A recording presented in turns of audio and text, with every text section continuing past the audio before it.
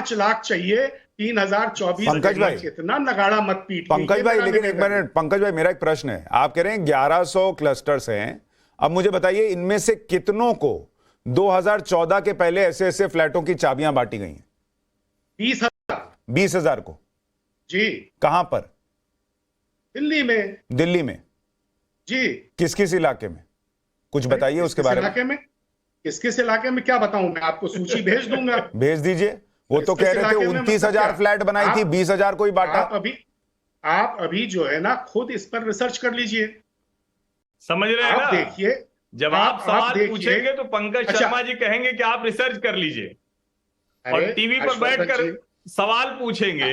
लेकिन जब सवाल इनसे पूछा नहीं, एक मिनट हर्षवर्धन भाई, एक मिनट, मैं ये कह रहा हूं हर्षवर्धन, नहीं एक मिनट, थोड़ा तो सोचें।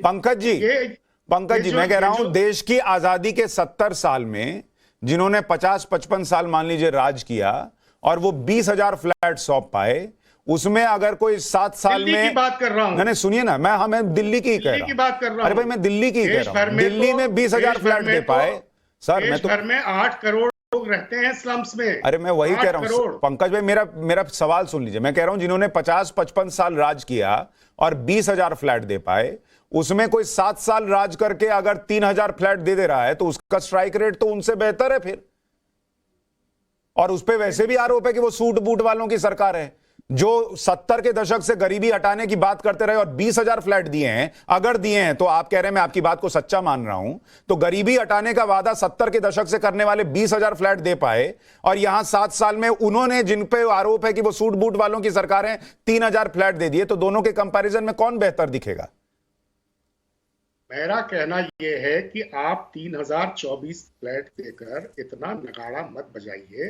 दूसरा एक चीज और बताइए कि ये तो ऐसे कहा जा रहा है जैसे कि सरकार ने मुफ्त में फ्लैट दे दिए।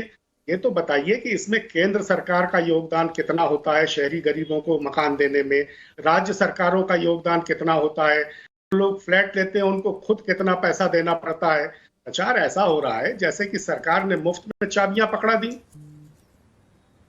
ठीक है, कोई सरकार मुफ्त में चाबी नहीं देती, सब अपने अपने हिस्से का खर्च ही करते हैं पंकज भाई। मैं रतन शारदा, हाँ कुछ बोल रहे हैं तो आप बात पूरी कर लीजिए। पैसा दिया म्युनिसिपल काउंसिल ने, कितना पैसा दिया, हम जानना चाहते हैं, बताइए। नहीं तो आप जानना चाहते हैं तो आप आंकड़ा ढूंढ लीजिए। आप जमीन पे तो जाते नहीं, आप तो आंकड़े में ही खेलते हैं, तो आप ढूंढ के निकालिए म्युनिसिपल कॉर्पोरेशन ने कितना पैसा दिया।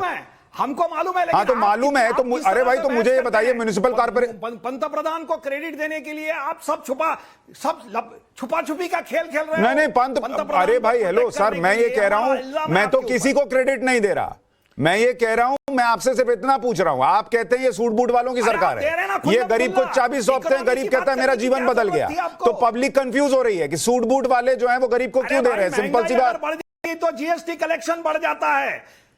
अरे भाई, महंगा, आपने जीएसटी कलेक्शन की बात की, महंगाई बढ़ेगी तो जीएसटी कलेक्शन भी बढ़ेगा। सर महंगाई जब नहीं भी बढ़ी थी तब भी अप्रैल में 1,60,000 करोड़ का जीएसटी कलेक्शन था।